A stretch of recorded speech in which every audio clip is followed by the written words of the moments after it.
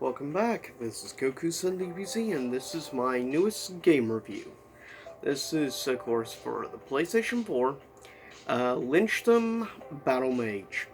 Now, at first, when I was announced that I'd be reviewing this, I was at first really worried because quite a few reviews have been quite negative on this. Only one here or there reasonably positive, but I am actually happy to say, thank goodness, that actually Battlemage is actually quite good, in all honesty.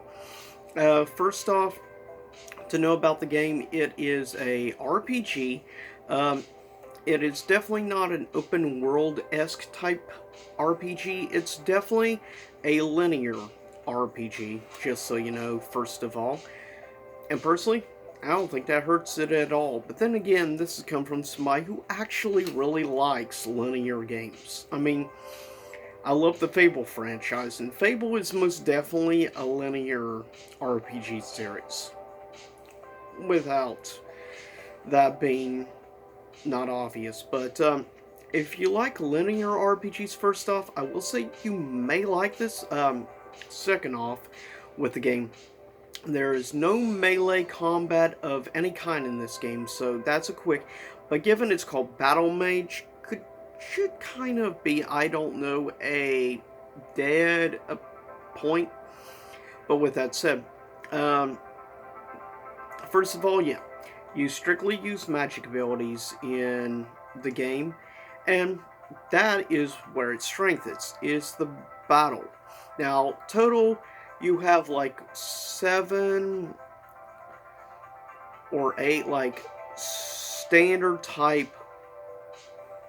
types of abilities you can use. Now, with that said, there is so much customization though to those abilities that you can use in the attacks.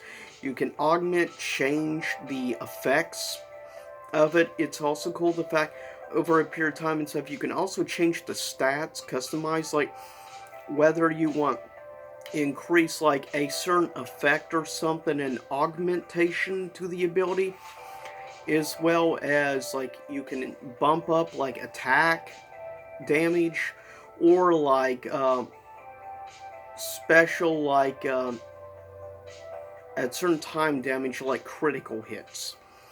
So it is really good and rich in the customization area. There is many types of different customizable abilities. I mean, you can do by gaining throughout the game different odds.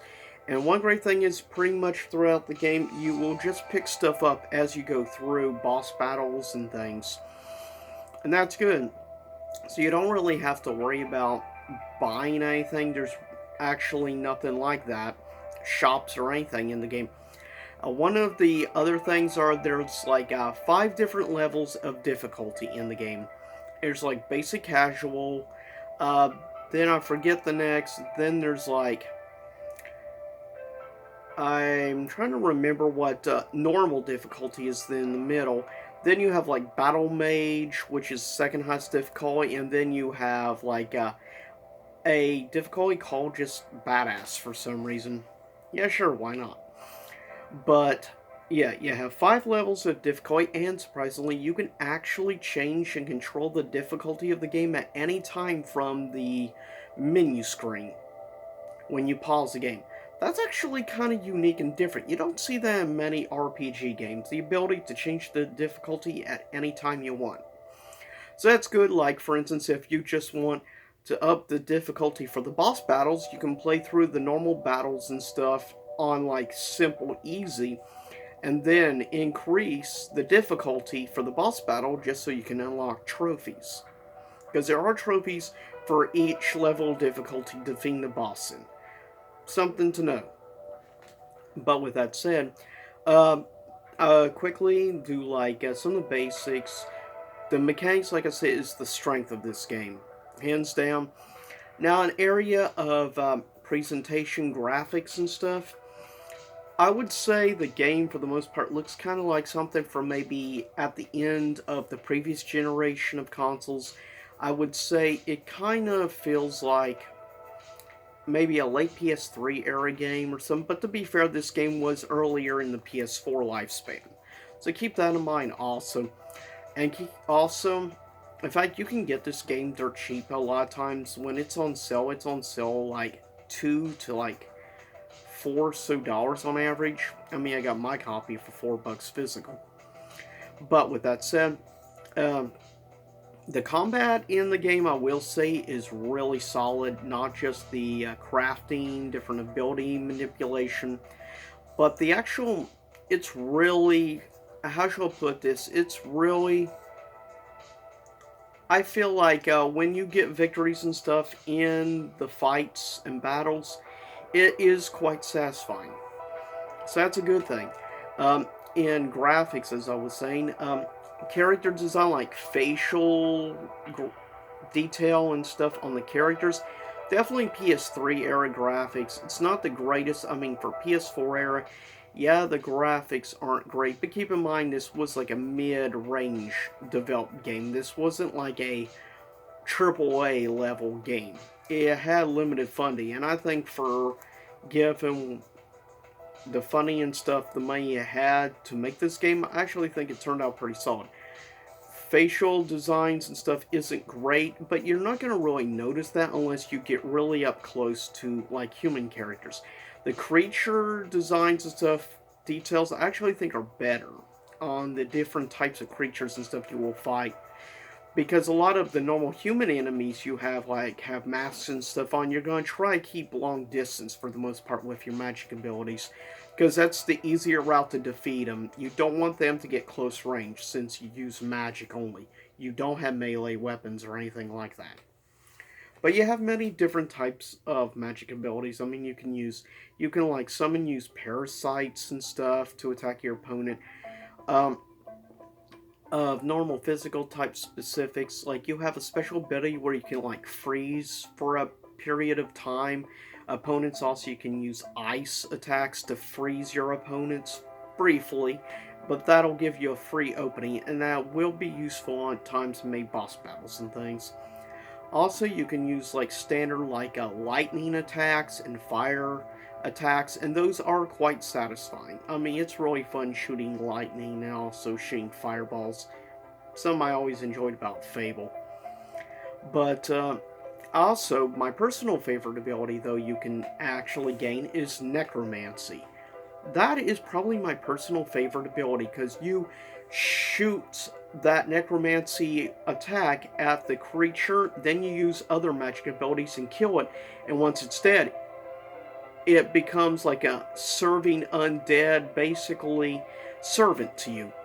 And that will prove very useful. And definitely in boss battles in general, when you're at times have a lot of multiple opponents, having multiple like dead undead servants and stuff will be quite useful in those types of battles. So it's something to keep in mind. Um, I think graphics, like the effects for the magic abilities and stuff, is actually top notch. The sound effects are superb. I think the music is really good. I think very solid overall soundtrack. Also, I think besides the sound effects, the music all being good, even though the graphics of the people and individuals isn't great, I actually think like the standard backgrounds are decent. I would say like backgrounds and stuff are like maybe between Fable 3 and maybe like Skyrim graphic wise. I would say on the backgrounds, the sky, if you look. Now, one thing you will notice if you stare long enough at the sky, the clouds don't move at all. But even though you don't see clouds or anything move, those types of details, the clouds, the sky, the detail in the sky is actually really solid, and so is the partially destroyed moon. So I will say that even though you will notice details like that, clouds not moving and things, if you really pay attention, I think overall though the backgrounds and the effects look good. I think the forest like stage with the mountains and everything and the snow actually looks really solid overall. So at the end of the day, now the to be fair, the story of the game isn't the greatest, but it's not like super bad either. It's a standard like RPG type storyline with a bad guy and everything. But the voice actually acting work for the most part is pretty solid, surprisingly.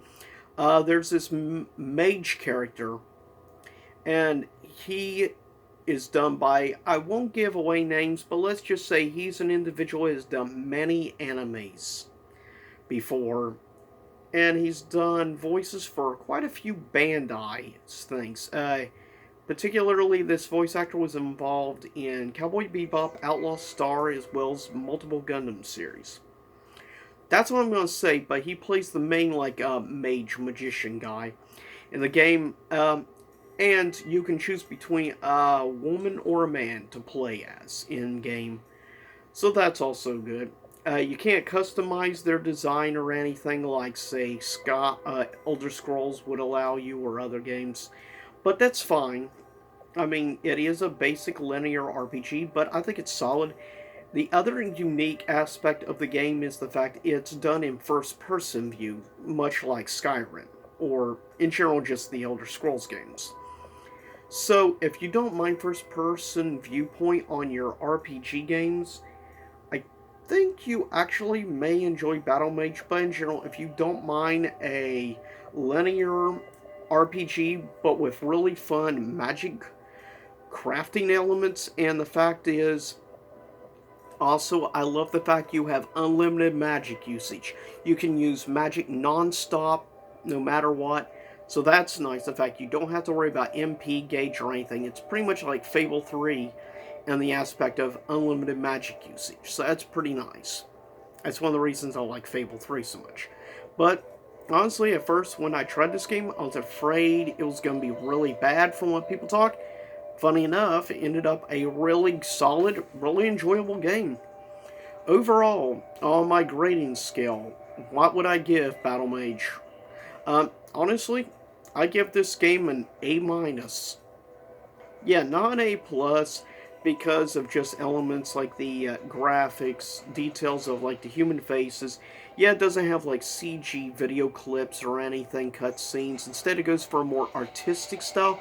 But I actually feel that actually fits the atmosphere and the elements of this game actually quite a bit.